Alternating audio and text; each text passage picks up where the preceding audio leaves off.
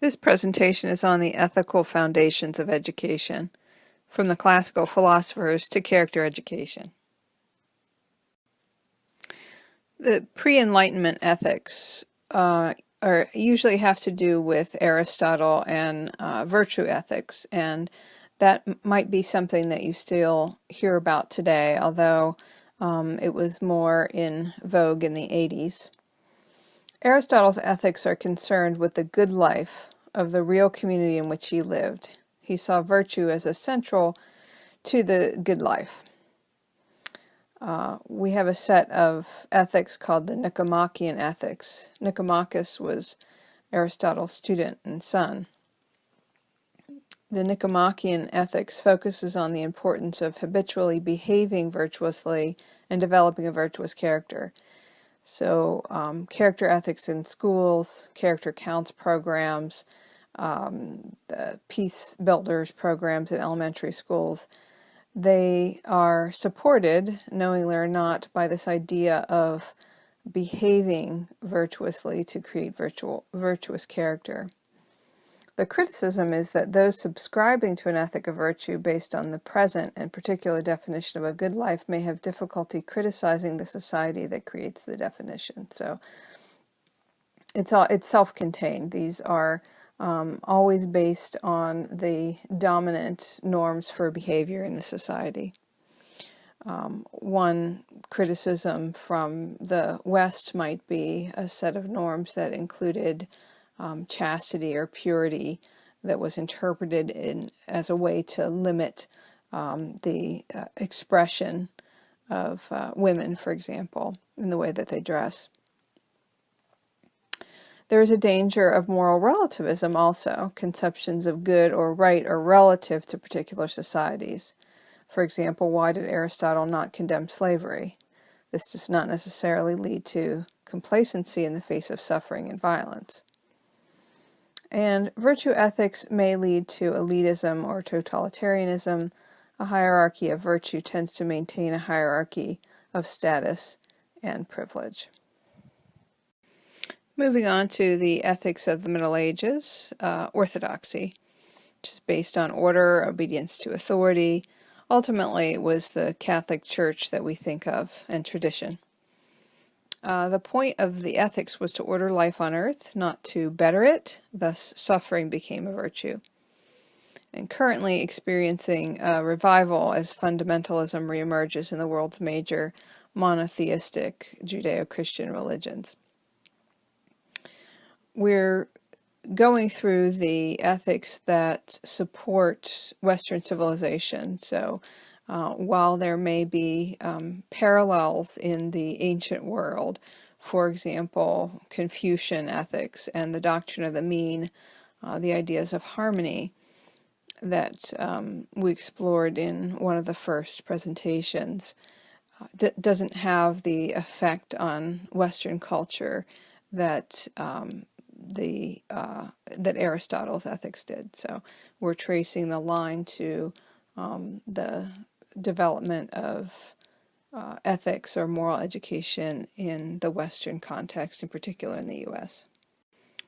And then we're jumping ahead to the various ethics that inform the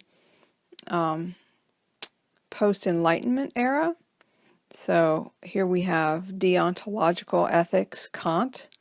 These are rule-based. Elevated individual rationality over all forms of authority and ethics. So when you think of the Enlightenment, you think of the triumph of science over tradition, even over the full authority of the church. Kant's categorical imperative gives ethics a logical basis.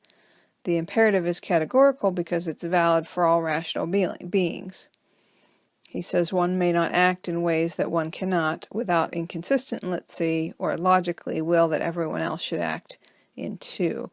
So what this means is that whenever you're making a decision, that decision has to be right for you and for everyone now and always.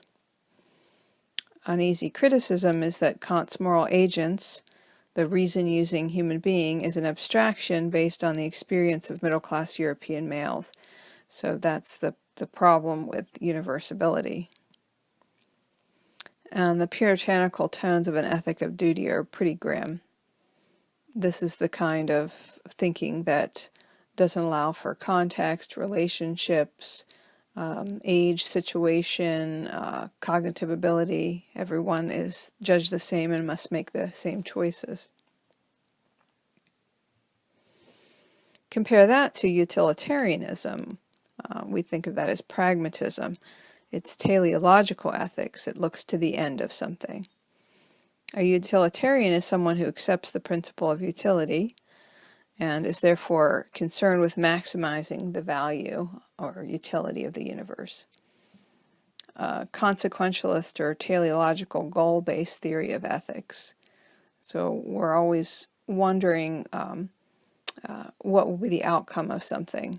We decide whether something is right or wrong based on the outcome it produces. John Wilson suggests a program of moral instruction that teaches about morality. It's aimed at creating people who can identify and apply the specific principles that will likely result in the best effect. Criticisms of utilitarianism.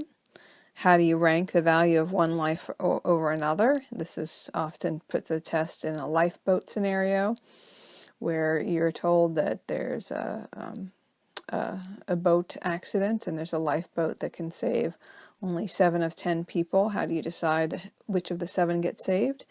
If you're a Kantian, then no one would be saved because there's no way to make a decision that would be right for everyone, so there would be no way to choose. If you're a utilitarianism, you would ask, what is the best for all people? But what the best is going to depend on who has the most power. So, or it might be what is who has the best chance of surviving in the lifeboat and getting to the sea. If you were going for tradition, it would be women and children. Another criticism, irresponsible people use utilitarian ethics to defend maintenance of the status quo. A lot of times when you're talking about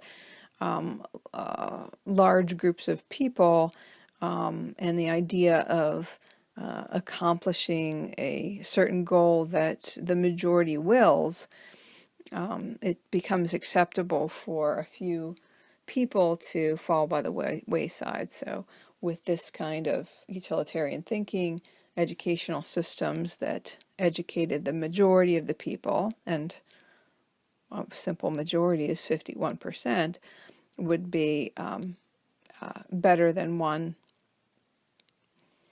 that didn't, of course, but how you judge things depends on the outcome, the maximizing the outcome for the greatest number of people.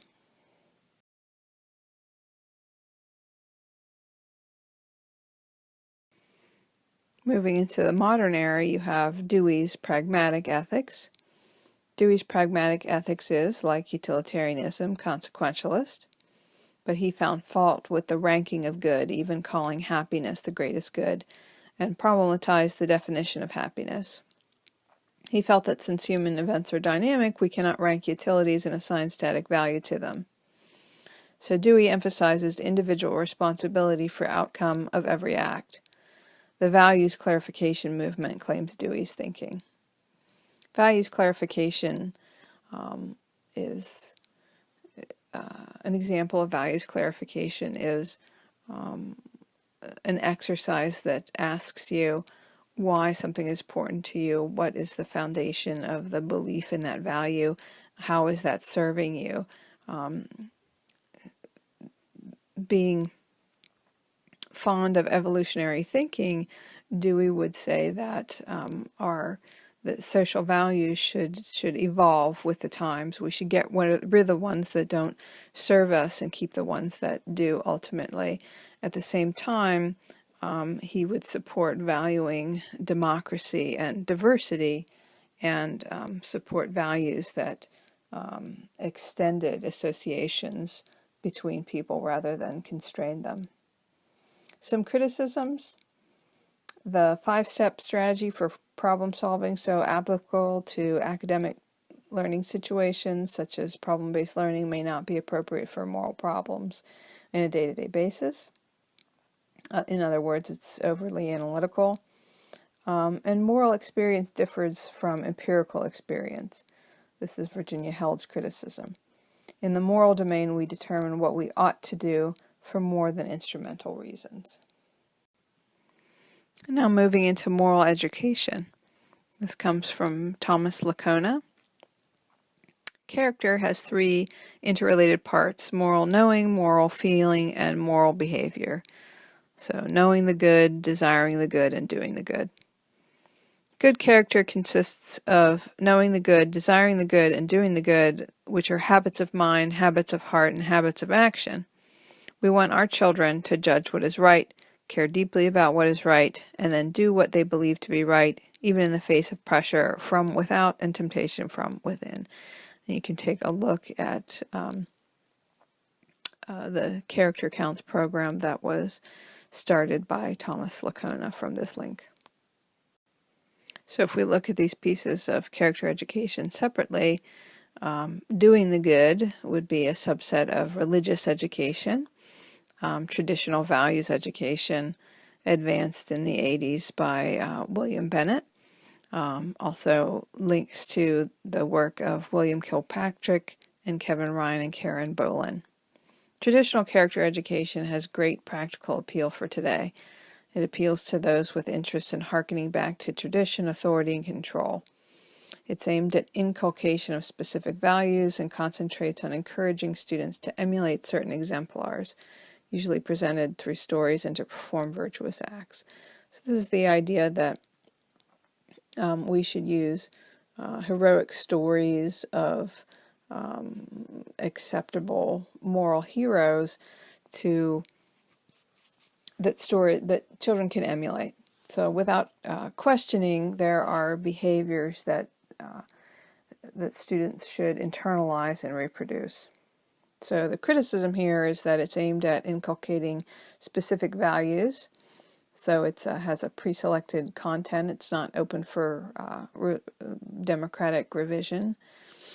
Society specifies values may be hard to criticize from within. It's a problem of when there isn't diversity or when sets of values aren't open to questioning. Who determines what a certain society's values are? There's an assumed consensus, but it's always those with the most power.